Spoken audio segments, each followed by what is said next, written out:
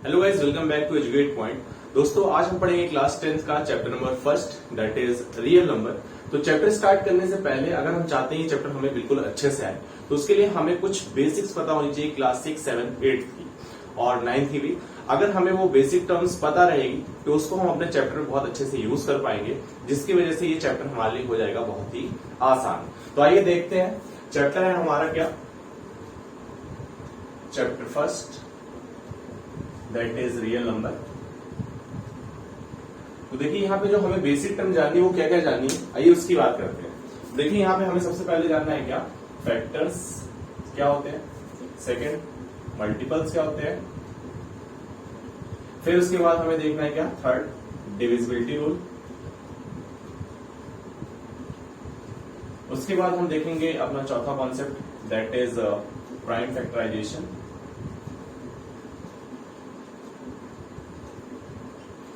उसके बाद हम देखेंगे यहाँ पे how to find unit digit. ठीक, तो इतने कॉन्सेप्ट हमें पता होने चाहिए अगर ये हम चाहते हैं चैप्टर में बहुत ही अच्छी से आए, ताकि हमारा कोई भी क्वेश्चन गलत ना हो। तो अगर ये चीजें हमें आती हैं तो हमें कभी भी इस चैप्टर में प्रॉब्लम नहीं होती है। समझ लीजिए एकदम इसका पिलर्स है इस चैप्टर का। अगर ये चीजें आपको आ गई तो ये चैप्टर लाने मतलब आपको आने से कोई भी रोक नहीं सकता है। तो आइए देखते हैं सबसे पहले फैक्टर्स क्या होता है। तो चलिए फैक्टर्स की बात करते हैं। फॉर एग्जांपल, सारी चीजें हम एग्जांपल के थ्रू समझेंगे। तो सबसे पहले हम एग्जांपल लेते हैं फैक्टर्स का। मैं बोलता हूं आपके पास दो नंबर है, फॉर एग्जांपल 12 एंड 4। ठीक है, अब इसमें से ये बताइए कौन किससे डिविजिबल है। क्या 4 12 से डिविजिबल है? मैं एग्जैक्टली डिविजिबल की बात कर रहा हूं। ठीक है, ऐसा मत करिएगा कि 4/12 करके डेसिमल में आंसर बताना है, आपको एग्जैक्ट आंसर बताना है। तो बताइए इसमें 12 डिवाइड है 4 से या 4 डिवाइड है 12 से। तो यहां पे देखेंगे आप 12 आपका डिवाइड है किससे, 4 से, जिसका आंसर आएगा 3। तो यहां पे जो हमारा ये 4 है, ठीक है, ये जो हमारा 4 है ये क्या है, फैक्टर ऑफ 12। ठीक, उसी तरीके से देखिए 12 किससे किससे डिवाइड हो रहा है। तो 12 डिवाइड होगा 1 से, 2 से, 6 से, 4 से, 3 से एंड 12 से। तो जितने भी नीचे नंबर आए हैं, जो भी हमारा डिनोमिनेटर आता है ड्यूरिंग डिवीजन, जो भी हमारा डिनोमिनेटर आता है during division, that is known as factors.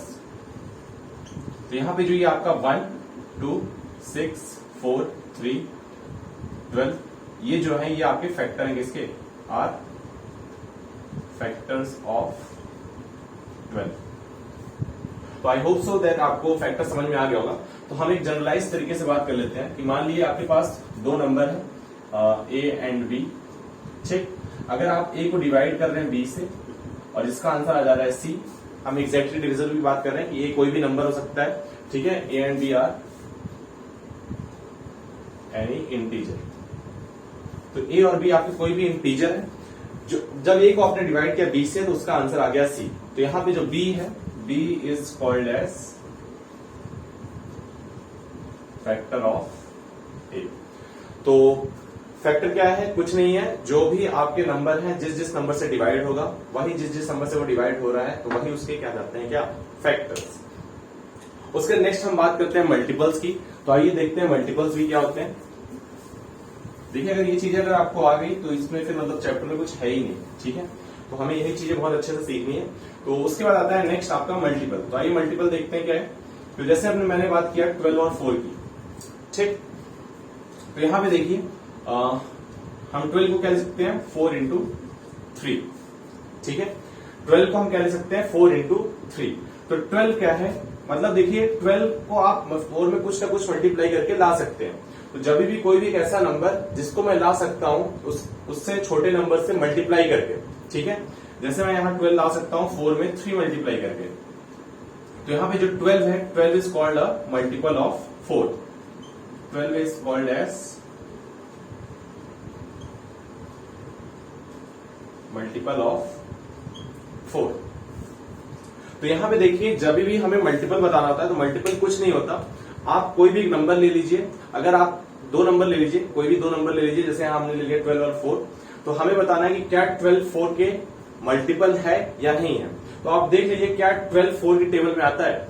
अगर 12 4 की टेबल में आता है तो इसका मतलब जो नंबर होगा वो उसका मल्टीपल कहलाएगा। तो यहां मैं जनरलाइज तरीके से बात कर लेता हूं। मान लिया अगर आपके पास दो नंबर है, एक है ए एंड बी, अगर ए बी में कुछ ना कुछ मल्टीप्लाई करने से आता है, ठीक है, मान लिया हमने बी इंटू सी किया जिसका आंसर मुझे मिल गया ए, यानी ए को मैं ला सकता हूं बी में सी को मल्टीप्लाई करके।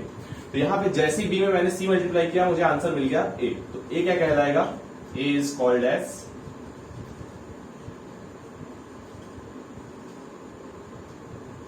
Multiple of B.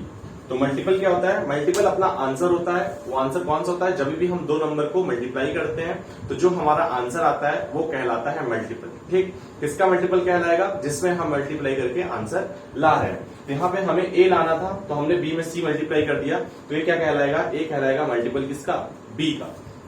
जैसे यहाँ पे देखिए 12 और 4 है, तो 12 हम आंसर ला सकते हैं 4 में 3 मल्टीप्लाई करके, तो 12 कहलाएगा क्या, 12 कहलाएगा मल्टीपल किसका, 4 का। तो बस यही होते हैं आपके मल्टीपल्स और यही होते हैं आपके फैक्टर्स। ठीक, कभी कभी देखिए मल्टीपल को हम डिवीजन फॉर्म में भी लिख सकते हैं। जैसे अगर कहलाता है क्या, 12 इज अ मल्टीपल ऑफ 4, तो इस स्टेटमेंट को मैं और कैसे लिख सकता हूं, मैं इसको लिख सकता हूं 12 इज डिवाइडेड बाई 4, या क्या लिख सकते हैं 12 is divisible by 4, 12 is divisible by 4 या 12 इज डिवाइडेड बाई 4। आप मल्टीपल को इस तरीके से भी लिख सकते हैं। ऐसे क्यों लिख सकते हैं, क्योंकि मल्टीपल और डिवीजन दोनों एक दूसरे का इनवर्स है, तो इसलिए हम इसको इस तरीके से भी लिख सकते हैं। ठीक है, आइए नेक्स्ट देखते हैं अपना नेक्स्ट हेडिंग है हमारा डिविजिबिलिटी रूल। ठीक है, तो चलिए देखते हैं डिविजिबिलिटी रूल क्या होता है।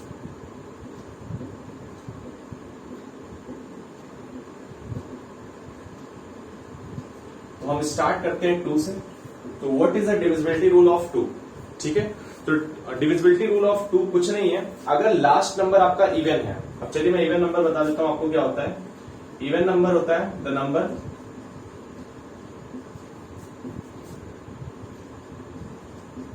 Which is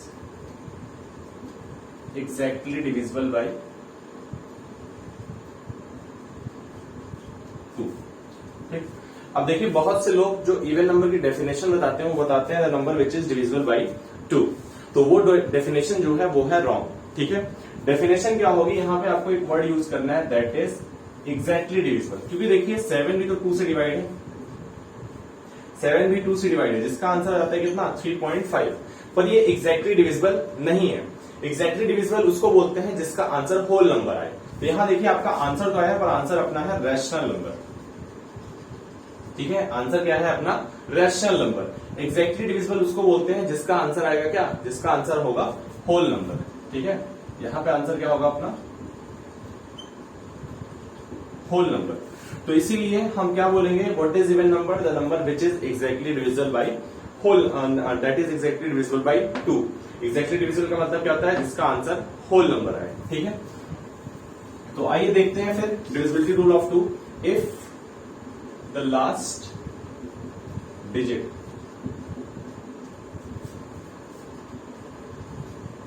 is divided by 2, अगर कभी भी कोई भी नंबर दिया है, फॉर एग्जाम्पल 4 2 1 6 5 9 7 2, ठीक है, तो आपको कुछ नहीं करना है, पूरा नंबर डिवाइड हो रहा है कि नहीं हो रहा है उससे आपसे मतलब नहीं है, आपको सिर्फ देखना है क्या, लास्ट नंबर। अगर लास्ट नंबर 2 से डिवाइड हो रहा है तो ये पूरा नंबर भी 2 से डिवाइड होगा ही होगा, ये कंफर्म हो जाता है आपका। तो यही है आपका डिविजिबिलिटी रूल।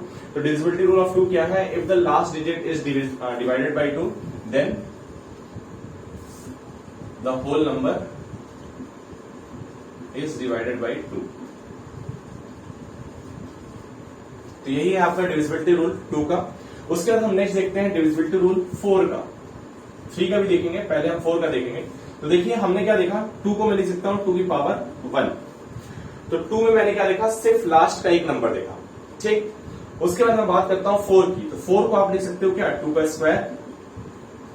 यहां जब 2 की पावर 1 थी तो मैंने सिर्फ लास्ट का एक डिजिट देखा। अब यहां देखिए अगर आप 4 को 2 के फॉर्म में लिखेंगे तो आप लिखेंगे क्या, 2 की पावर 2। तो यहां पे देखिए जब 2 की पावर 1 था तो आपने एक डिजिट देखा, तो यहां पे 2 की पावर 2 है, तो इसका मतलब आप अब देखेंगे क्या, लास्ट की 2 डिजिट। तो आप यहां पे लास्ट की 2 डिजिट देखिए, अगर लास्ट की 2 डिजिट 4 से डिवाइड है, if the last 2 digit is divisible by 4 then the whole number is divisible by 4। कैसे याद करना है? 2 की पावर 1 थी तो आपने 1 डिजिट देखा, 2 की पावर 2 हुई तो आपने 2 डिजिट देखा। इसी तरीके से आप डिविजिबिलिटी रूल 8 का निकाल सकते हैं। तो देखिए 8 को क्या लिखते हैं आप? 2 का क्यूब। तो इसका मतलब अब आप कितने नंबर देखेंगे? अब लास्ट की 3 डिजिट देखेंगे। उसी तरीके से आप 16 का बता सकते हैं। तो 16 को लिखेंगे आप 2 की पावर 4, तो इसका मतलब आपको लास्ट की 4 डिजिट देखनी है। 2 की पावर 5 यानी 32, उसमें आप देखेंगे 5 डिजिट। तो इस तरीके से आप जो भी 2 के पावर होती है उसके जितने भी आपको डिविजिबिलिटी रूल देखना है आप इस तरीके से निकाल सकते हैं। सिर्फ आपको पावर देखनी है। 2 की पावर 1 हुआ तो डिविजिबिलिटी रूल में क्या हुआ? लास्ट में सिर्फ 1 डिजिट देखेंगे। 2 की पावर 2 हुआ तो लास्ट के आपने 2 डिजिट देखे। 2 की पावर 3 हुआ तो लास्ट के आपने 3 डिजिट देखे। 2 की पावर 4 हुआ तो आप लास्ट के 4 डिजिट देखेंगे। 5 होगा तो 5 देखेंगे। तो इस तरीके से आप 2 की पावर वाले जितने भी डिविजिबिलिटी रूल है सब निकाल सकते हैं। तो आइए एक एग्जांपल लेते हैं, उसके थ्रू समझते हैं। तो what is divisibility rule of 4? If the last 2 digit of the number is divided by 4 then the whole number is divisible by 4। For example जैसे मुझे ये बताना है 8 1 7 9 4 8। अब मुझे बताना है क्या ये नंबर 8 से डिवाइड होता है या 4 से डिवाइड होता है या 2 से डिवाइड होता है। चलिए चेक करते हैं। देखिए लास्ट में 8 है तो ये डिविजिबल है 4 से, तो इसका मतलब इट इज डिवाइडेड बाई 4। ठीक, sorry, it is divided by 2। उसके बाद मुझे चेक करना है 4 से, तो 4 के लिए आप चेक करेंगे लास्ट के 2 डिजिट। तो देखिए 48 भी 4 से डिवाइड हो जाता है, जिसका आंसर होता है 12। तो इसका मतलब it is also divided by 4। उसके लास्ट के 3 डिजिट देखते हैं क्योंकि हमें 8 का देखना है। तो लास्ट के 3 डिजिट देखिए क्या 8 से डिवाइड होते हैं। तो चलिए करते हैं डिवाइड। 8 1 जा 8 और 8 1 जा 8 6 68, तो 8 8 जा 64। तो ये देखिए ये आपका एग्जैक्टली डिविजिबल नहीं हो रहा है। इसका आंसर डेसिमल में आएगा और क्या आएगा उससे हमसे लेना देना नहीं है। तो यहाँ पे आप देख रहे हैं कि यहाँ पे जो आपका ये नंबर है ये एग्जैक्टली डिविजिबल नहीं हो रहा है। तो hence it is not divided by, it is not exactly divided by 8। तो इस तरीके से आपको कितने भी डिजिट के नंबर दिए हुए, आपको हो सकता है 10 डिजिट का नंबर हो, 15 डिजिट का हो, 2 डिजिट का हो, 3 डिजिट का हो, तो आप उसको कंफर्म अगर करना चाहते हैं कि डिवाइड है कि नहीं तो आप ये डिविजिबिलिटी रूल लगा सकते हैं। इससे क्या होता है आपकी कैलकुलेशन थोड़ी आसान हो जाती है। ठीक है, तो आपको बार बार सोचना नहीं पड़ता है कि किससे मैं फैक्टराइज करूं, किससे नंबर को डिवाइड करूं जिससे मेरा आंसर जल्दी आ जाए। अगर आपको डिविजिबिलिटी रूल पता है तो आप बहुत क्विक आंसर निकाल सकते हैं। ठीक, उसका देखते हैं 3 का। तो जहां तक मेरे को लगता है कि आप सबको पता ही होगा। ठीक है, 3 का डिविजिबिलिटी रूल क्या है, क्योंकि ये हमें बचपन में पढ़ रखे हैं। तो देखिए 3 का डिविजिबिलिटी रूल क्या है? If the sum of all digit, अगर सारे डिजिट का सम डिवाइड होता है 3 से तो होल नंबर डिवाइड होता है किससे? 3 से। If the sum of all digit is divided by 3 then the whole number is divided by 3. For example 1 2 7 9 4 3। ठीक है, तो आपने ये लिख दिया नंबर। अब आपको क्या करना है, इसके डिजिट को सम करना है। तो करिए 1 + 2 + 7 + 9 + 4 + 3। तो 2 + 1 3 3 6 4 10 19 और 7 कितना आ जाएगा? 26। क्या 26 आपका 3 से डिवाइड होता है? नहीं। तो 26 मेरा 3 से डिवाइड नहीं होता, तो इसलिए ये नंबर भी 3 से डिवाइड नहीं होगा। आप करके देख भी सकते हैं। उसका अगला देते हैं एग्जांपल 1 2 1 4 1। ठीक है, नेक्स्ट एग्जांपल है हमारा 1 2 1 4 1। तो इसको भी डिवाइड करके देखते हैं। सबसे पहले ऐड करके हम डिवाइड करेंगे। तो 1 + 2 + 1 + 4 + 1, तो कितना आ जाएगा? 4 + 1 5 + 1 6 + 3 9। तो 9 आपका 3 से डिवाइड हो जाता है। तो इसका मतलब ये जो नंबर है 1 2 4 1 ये भी डिवाइड होगा आपका किससे? 3 से। तो hence it is exactly divisible by 3। तो इस तरीके से आप डिविजिबिलिटी रूल निकालते हैं किसका? 3 का। इसी तरीके से आप निकाल सकते हैं 9 का। 9 का भी डिविजिबिलिटी रूल सेम है, बस फर्क कितना है 3 के लिए हम देखते हैं 3 से डिवाइड होना चाहिए, 9 से देखते हैं 9 से डिवाइड होना चाहिए। तो if the sum of all the digit is divided by 9 then the whole number is divisible by या डिवाइडेड बाई 9। एग्जाम्पल लेते हैं, जैसे कई लोग होते हैं वो सोचते हैं कि अगर नंबर 3 से डिवाइड हो रहा है तो वो 9 से भी डिवाइड होगा, पर ऐसा नहीं है। जैसे आप 15 का एग्जाम्पल लीजिए, 15 जो है वो आपका 3 से डिवाइड है पर वो 9 से डिवाइड नहीं है। तो 9 का डिविजिबिलिटी रूल क्या है कि उसके सम ऑफ ऑल द डिजिट वो डिवाइड होने चाहिए किससे, 9 से। फॉर एग्जाम्पल 189 ले लीजिए, देखिए इसको ऐड करेंगे कितना जाएगा, 9 प्लस 9 18, और 18 आपका 9 से डिवाइड होता है, तो ये भी किससे डिवाइड होगा, the whole number is divided by 9। अगला एग्जाम्पल ले लिए 1215। अब आपको ये बताना है कि ये नंबर डिवाइड हो रहा है कि नहीं, तो आप ऐड कर लिए 2 प्लस 1 3 प्लस 1 4 प्लस 5 9, तो 9 भी डिवाइड हो रहा है आपका किससे, यहां देखिए 1 प्लस 8 प्लस 9 था, यह आ गया था 18 और यह आएगा 9, तो 9 भी आपका डिवाइड होता है 9 से, तो आंसर आता है 1। तो इसका मतलब 1215 भी आपका डिवाइड होगा किससे, 9 से। तो आप कर लीजिए, देखिए 9 1 जा 9 हो जाएगा, फिर 3 1 तो 9 3 जा 27, 4 बचेगा तो 9 5 जा 45। तो इसको जब आप डिवाइड करेंगे तो आंसर आ जाएगा कितना, 135। ठीक है, तो अब इसके बाद हम देखते हैं क्या, नेक्स्ट है हमारा कॉन्सेप्ट ऑफ प्राइम फैक्टराइजेशन। ठीक, सॉरी 2-4 और बचे हैं, वो भी देख लेते हैं। ठीक है, जैसे नेक्स्ट है अपना 5 का, तो 5 का डिविजिबिलिटी रूल बहुत आसान है। अगर लास्ट की digit if the unit digit is 5 then the whole number is divided by 5। तो इसका बहुत आसान है, तो इसको बताने की जरूरत तो है नहीं, आप लोग जान लीजिए। अगर लास्ट में 5 और 0 हुआ, ठीक है, if the last digit, if the unit digit is 5 और 0, अगर 5 हुआ और 0 हुआ तो whole number is divided by 5। इसी तरीके से 6 का है, 6 क्या है, if the number is divided by 2 and 3। कोई भी नंबर लीजिए, उसको 2 से भी डिवाइड करिए, 3 से भी डिवाइड करिए, अगर दोनों से डिवाइड हो जाता है तो वो नंबर आपका एग्जैक्टली डिविजिबल होगा किससे, 6 से। फिर उसके बाद आ जाता है आपका किसका, 5 हो गया, 6 हो गया, 8 हो गया, 9 हो गया। 7 का कोई भी डिविजिबिलिटी रूल हमें जानना नहीं है, क्योंकि वो करके ही देखते हैं, क्योंकि उसका डिविजिबिलिटी रूल जो है वो बहुत ही ट्रिकी है। ठीक है, तो वो जानने की जरूरत नहीं है, वो आप डिवाइड करके चेक कर सकते हैं। बाकी हम जानते हैं 11 का, तो देखिए 11 का डिविजिबिलिटी रूल क्या है। 11 का डिविजिबिलिटी रूल है ये है कि द डिफरेंस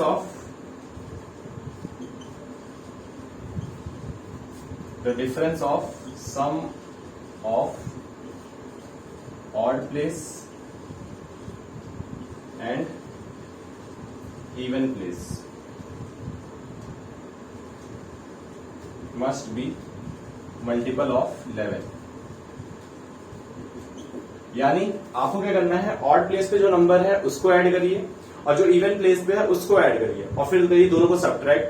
अगर वो जो आंसर आता है वो आपका 11 की टेबल में आता है तो वो नंबर आपका एग्जैक्टली डिविजिबल होगा किससे, 11 से।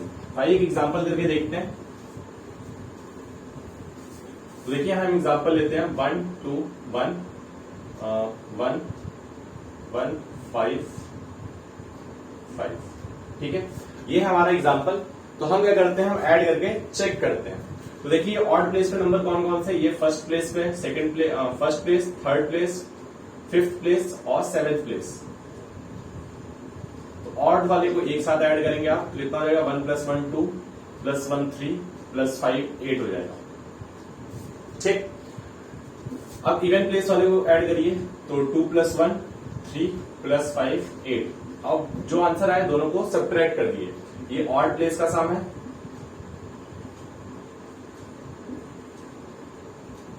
और ये क्या है, इवन प्लेस का सम है। और फिर दोनों के बीच में हमने किया क्या, सब्सट्रैक्शन, जिसका आंसर आ गया 0। क्या 0 11 टेबल में आता है? अब देखिए बहुत से लोग सोचते नहीं 0 कहां आता है 11 टेबल में, पर 0 आता है। 11 × 0 आंसर कितना, 0। तो देखिए जब भी आपका आंसर 0 आ जाए या फिर 11 का कोई भी मल्टीपल आ जाए तो वो नंबर एग्जैक्टली आपका डिविजिबल होगा किससे, 11 से। तो यहाँ पे जितने भी हमारे जो बेसिक डिविजिबिलिटी रूल है वो हमने जान लिया है, तो जिसकी वजह से अब आपको कभी भी मतलब किसी भी नंबर को अगर फैक्टराइज करना होगा तो उसमें आपको दिक्कत नहीं आएगी। तो नेक्स्ट हेडिंग है अपनी प्राइम फैक्टराइजेशन। अब देखिए जो आप ये डब्बा बना के करते हैं इस तरीके से, जिसको बोलते हैं टेबलर मेथड, तो जो ये आप करते हैं इसी को बोलते हैं हम प्राइम फैक्टराइजेशन। तो जैसे फॉर एग्जांपल मैंने नंबर लिया 24, ठीक। अब इसको मेरे को करना है प्राइम फैक्टराइजेशन। तो देखिए फैक्टराइजेशन और प्राइम फैक्टराइजेशन में अंतर क्या है। फैक्टराइजेशन में हम कोई भी नंबर यूज कर सकते हैं, ठीक है, हम इसको फैक्टराइज करने के लिए कोई भी नंबर यूज कर सकते हैं। पर प्राइम फैक्टराइजेशन में क्या होता है, प्राइम फैक्टराइजेशन में जब हम फैक्टराइज करते हैं हम हमेशा इवन नंबर लेते हैं, बस दोनों में यही फर्क है। प्राइम फैक्टराइजेशन में हमेशा यहाँ पे हमें लेना है प्राइम नंबर। प्राइम नंबर ऐसे नंबर होते हैं जो खुद से डिवाइड हो या फिर 1 से डिवाइड हो। फैक्टराइजेशन में क्या होता है, हम किसी भी नंबर से डिवाइड कर सकते हैं। तो चलिए मैं आपको दोनों एग्जांपल दिखा देता हूं। जैसे 4 कर दिया, 4 6 24, 6 1, तो ये आपका जो आंसर आया इसको हम बोल देंगे क्या, फैक्टराइजेशन, ठीक। लेकिन अगर मैं इसी को इवन नंबर से, सॉरी प्राइम नंबर से करूं तो 2 से करूंगा सबसे पहले, फिर 2 से, तो यह आ जाएगा 6, फिर 2 से 3, फिर 3 से 1। तो देखिए यहाँ पे जितने भी नंबर मैंने यूज किए ये सारे नंबर कैसे हैं, ये सारे नंबर प्राइम हैं। तो इसको मैं क्या लिखूंगा, 2 का क्यूब इंटू 3। जब भी आप प्राइम नंबर के फॉर्म में नंबर को लिखते हैं, जब भी फैक्टराइजेशन को प्राइम नंबर के फॉर्म में लिखते हैं तो उसको हम बोलते हैं प्राइम फैक्टराइजेशन, और जब भी कंपोजिट नंबर के फॉर्म में लिखते हैं तो उसको हम बोल देते हैं क्या, फैक्टराइजेशन, ठीक। तो यहां तक आपका ये प्राइम फैक्टराइजेशन का कॉन्सेप्ट भी खत्म हो गया।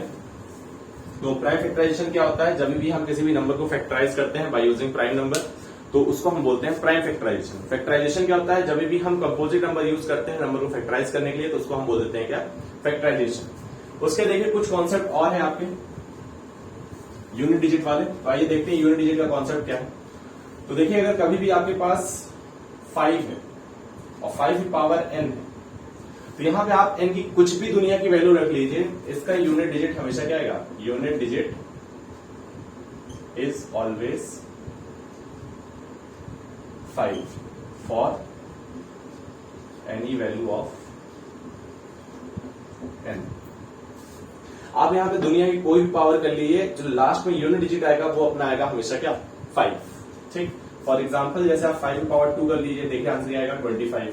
5 पावर 3 कर लिए, आंसर क्या 125। तो देखिए यूनिट डिजिट पे हमेशा क्या आ रहा है, 5। नेक्स्ट 6 का देख लेते हैं।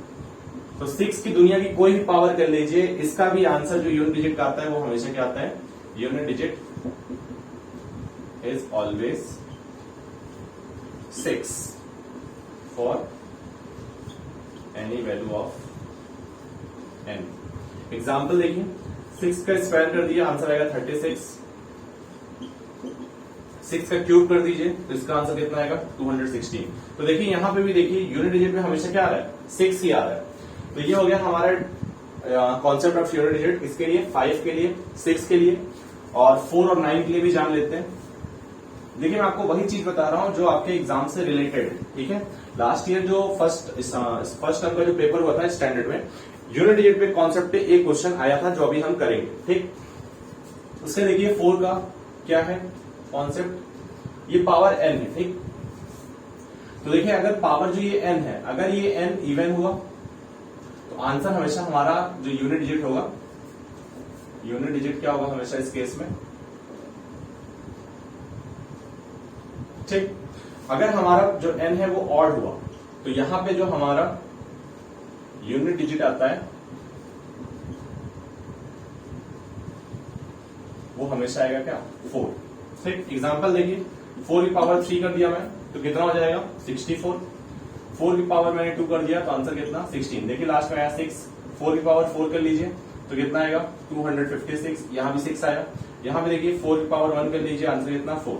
तो देखिए यहाँ पे यूनिट डिजिट हमेशा आता है 4, और जब भी n होगा आपका इवन तो आंसर आएगा यूनिट डिजिट पे 6। जब भी n आपका ऑड होगा तो 4 की पावर अगर ऑड है तो यूनिट डिजिट पे हमेशा आएगा क्या, 4। इसके बाद हम 9 का देख लेते हैं जो अपना लास्ट है। तो सेम चीज 9 पे भी होती है, अगर n इवन हुआ या फिर n ऑड हुआ, तो जब भी n ऑड होगा तो यूनिट डिजिट पे हमेशा आएगा क्या, 1, सॉरी यूनिट डिजिट पे हमेशा आएगा 9। और जब भी हमारा n इवन हुआ तो यूनिट डिजिट पे हमेशा आएगा 1।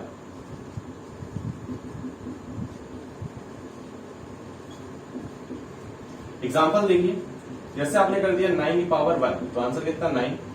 9 की पावर 3, ये हम ऑड का देख रहे हैं, तो 9 की पावर 3 का आंसर कितना आता है, 729, ठीक। तो देखिए जब भी आपका n ऑड है तो यहां देखिए यूनिट डिजिट पे हमेशा क्या है 9। इवन के लिए देख लेते हैं तो 9 की पावर 2 आंसर कितना 81। 9 की पावर 4 कर लेते हैं तो 9 की पावर 4 का आंसर कितना आ जाएगा 9 9 81, 9 2 18 26, 9 7 65 कितना आ जाएगा 6561। तो यहां देखिए जब भी इसको आप एक बार कैलकुलेट कर लीजिएगा यूनिट डिजिट पे आप हमेशा देखिएगा यहाँ पे हमेशा 1 ही आएगा। ठीक है, तो जब भी पावर इवन हुआ तो यूनिट डिजिट पे हमेशा आएगा 1, जब भी पावर ऑड हुआ तो यूनिट डिजिट पे हमेशा आएगा 9। ठीक है, तो ये था आपका कॉन्सेप्ट किसका, ये था कॉन्सेप्ट आपका यूनिट डिजिट का। तो आइए इस पे डिपेंडेंट जो क्वेश्चन है उसको देखते हैं जो एग्जाम में आए हुए हैं। तो सबसे पहले हम इसी साल का क्वेश्चन देखेंगे जो स्टैंडर्ड क्वेश्चन था। तो क्वेश्चन क्या था आपका, व्हाट इज द क्वेश्चन, ये था आपका 2 ब्रैकेट में 5 पावर n 6 पावर n, ठीक, इज ऑलवेज एंड्स विथ। ठीक है, तो यहां क्या था 2 इंटू, क्वेश्चन है आपका 2 इंटू ब्रैकेट में 5n plus 6 power n, sorry 5 power n plus 6 power n is always ends with. Ends with का मतलब क्या है, इस आपको बात कर रहा है किसकी, ये यूनिट डिजिट। तो देखिए इस क्वेश्चन को कैसे करेंगे। तो देखिए मैंने आपको अभी बताया था 5 का यूनिट डिजिट हमेशा क्या आता है, कुछ भी पावर कर लिया इनका तो इसका यूनिट डिजिट हमेशा आएगा क्या 5। आगे क्या नंबर है उससे आपसे लेना देना नहीं है, बस आपको यहाँ पे लिखना है क्या यूनिट डिजिट। तो 5 का यूनिट डिजिट 5। इसी तरीके से आप 6 का कुछ भी आप मल्टीप्लाई कर दीजिए पावर में या कुछ भी पावर आप चढ़ा दीजिए, उसका आंसर क्या आएगा हमेशा 6 की कुछ भी पावर कर लीजिए उसका आंसर हमेशा आएगा क्या 6। तो जब भी हम यूनिट डिजिट वाले क्वेश्चन करते हैं तो हमें सिर्फ यूनिट डिजिट से मतलब होता है। तो देखिए यहाँ पे मेरे को पावर कुछ भी कर लीजिए, यहाँ पे यूनिट डिजिट में हमेशा आएगा 6 और 5 पावर कुछ भी कर लीजिए आंसर आएगा हमेशा 5। ठीक, यूनिट डिजिट की मैं बात कर रहा हूं। ठीक है, अब देखिए जब इसको सॉल्व करेंगे तो 5 प्लस 6 आ जाएगा 11 और इनटू आ जाएगा 2। तो अब 2 से आप मल्टीप्लाई करेंगे तो आंसर आ जाएगा कितना 22। आपको क्या बताना था, आपको बताना था सिर्फ यूनिट डिजिट। तो what is the unit digit here, तो यूनिट डिजिट आपका हो जाएगा कितना 2। यही है आपका आंसर। ठीक है, तो हमने क्या किया, हमें पता है 5 पावर में कुछ भी कर दो दुनिया की तो आंसर यहाँ पे यूनिट डिजिट का हमेशा आएगा 5। यहाँ पे 6 की दुनिया में कोई पावर कर दो आंसर यूनिट डिजिट में हमेशा क्या आएगा 6। तो हम क्या करेंगे, फिर दोनों को ऐड कर देंगे, ऐड करने के बाद जो भी मल्टीप्लाई उससे मल्टीप्लाई कर देंगे, मल्टीप्लाई करने के बाद जो आंसर आएगा हम वहां पे देख लेंगे क्या यूनिट डिजिट। तो वहां पे जो यूनिट डिजिट होगा वही हो जाएगा अपने होल क्वेश्चन का आंसर। तो आइए एक क्वेश्चन और देखते हैं। तो यहां पे अगर आपको नहीं समझ में आया देखिए फिर से समझा देता हूं आपको। जब भी आप यूनिट डिजिट निकालना है तो आप हमेशा क्या करेंगे, मान लिया आपके पास बहुत बड़ा नंबर है जैसे 1 2 4 1 प्लस 3 2 5 1। अब आपको ये सॉल्व करना है तो हमें बताना है यहाँ पे यूनिट डिजिट। ठीक, लेकिन जब भी यूनिट डिजिट बताना है तो आप सिर्फ यूनिट डिजिट को यूनिट डिजिट से ऐड करेंगे, बाकी आगे पीछे नंबर क्या है उससे आपसे लेना देना नहीं है। तो यहाँ पे देखिए आप यूनिट डिजिट को जब ऐड करेंगे तो आंसर आ जाएगा कितना 2। आगे पीछे क्या आ रहा है उससे हमसे मतलब नहीं है, हमारा इतना पता है कि अगर मैं यूनिट डिजिट को यूनिट डिजिट से ऐड करूंगा तो मुझे मिलता है क्या यूनिट डिजिट। ठीक है, तो unit digit plus unit digit. ठीक, इसका आंसर आपको जो भी मिलेगा वहां पे आपको देखना है क्या यूनिट डिजिट। ठीक है, तो यहां पे जो आंसर आएगा वही हो जाएगा अपना क्या आंसर। फॉर एग्जांपल एक क्वेश्चन और देखिए 8 2 4 1 प्लस या 1 की जगह 3 कर लीजिए और यहां कर लीजिए 9 2 4 9। आपको क्या बताना है यूनिट डिजिट। तो आप क्या करेंगे 3 को ऐड करेंगे 9 से, 3 प्लस 9 कितना हो जाएगा 12। तो आपको सिर्फ यूनिट डिजिट देखना है यहाँ पे, तो आंसर क्या हो जाएगा इसका 2। तो आप यूनिट डिजिट को ऐड कर दीजिए, सॉरी दोनों को ऐड करिए, जो आंसर है वहां पे यूनिट डिजिट देख लिए, यहाँ पे यूनिट डिजिट अपना कितना हो जाएगा 2। यही हो जाएगा आपका आंसर।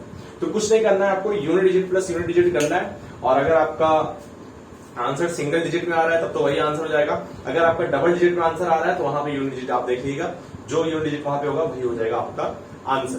तो एक क्वेश्चन हम और करते हैं जो कि आर डी शर्मा का है, तो आइए देखते हैं उसको भी। तो क्वेश्चन क्या है, what is the unit digit of 6 power n minus 5 power n। ठीक है, इसका आपको बताना है यूनिट डिजिट। तो कुछ नहीं करना है, चाहे आप एडिशन हो चाहे सब्सट्रैक्शन हो चाहे मल्टीप्लीकेशन हो, जब भी आपको यूनिट डिजिट वाले क्वेश्चन आ रहे हैं तो आप यूनिट डिजिट को ही यूनिट डिजिट से या तो मल्टीप्लाई करेंगे, मल्टीप्लाई क्वेश्चन है तो मल्टीप्लाई करेंगे, एडिशन का क्वेश्चन है तो यूनिट डिजिट को यूनिट डिजिट से ऐड करेंगे, सब्सट्रैक्शन का क्वेश्चन है तो यूनिट डिजिट को ही यूनिट डिजिट से सब्ट्रैक्ट करेंगे। तो आइए देखते हैं, जैसे यहां मेरे को यूनिट डिजिट बताना है तो 6 की दुनिया कोई पावर कर लिए आंसर आएगा हमेशा 6, 5 की दुनिया कोई पावर कर लिए यूनिट डिजिट पे हमेशा आएगा 5। दोनों को सब्ट्रैक्ट करिए, जो आंसर आ जाएगा वही होगा अपना फाइनल आंसर। तो यहाँ पे इन दोनों का यूनिट डिजिट हमेशा क्या आएगा 1। आप करके भी देख लीजिए, मान लीजिए 6 पावर 1 करते हैं तो 6 पावर 1 माइनस 5 पावर 1 आंसर कितना 1। 6 पावर 2 माइनस 5 पावर 2 36 माइनस 25 कितना आ जाएगा आपका आंसर आ जाएगा 11। उसका 6 पावर 3 माइनस 5 पावर 3 कर लिए, 216 माइनस 125, इसका आंसर आ जाएगा 1 9, इसका आंसर आएगा 91। तो देखिए यहाँ पे यूनिट डिजिट पे हमेशा आपको क्या मिल रहा है 1। तो इस तरीके के क्वेश्चन को इस तरीके से किया जाता है। तो आपको अगर यूनिट डिजिट का कॉन्सेप्ट क्लियर है तो ये क्वेश्चन करने में आपको कभी भी दिक्कत नहीं आएगी, ठीक है। तो एक क्वेश्चन और देख लेते हैं मल्टीप्लाई का। जैसे क्वेश्चन है आपका 6 की पावर n इंटू 4 की पावर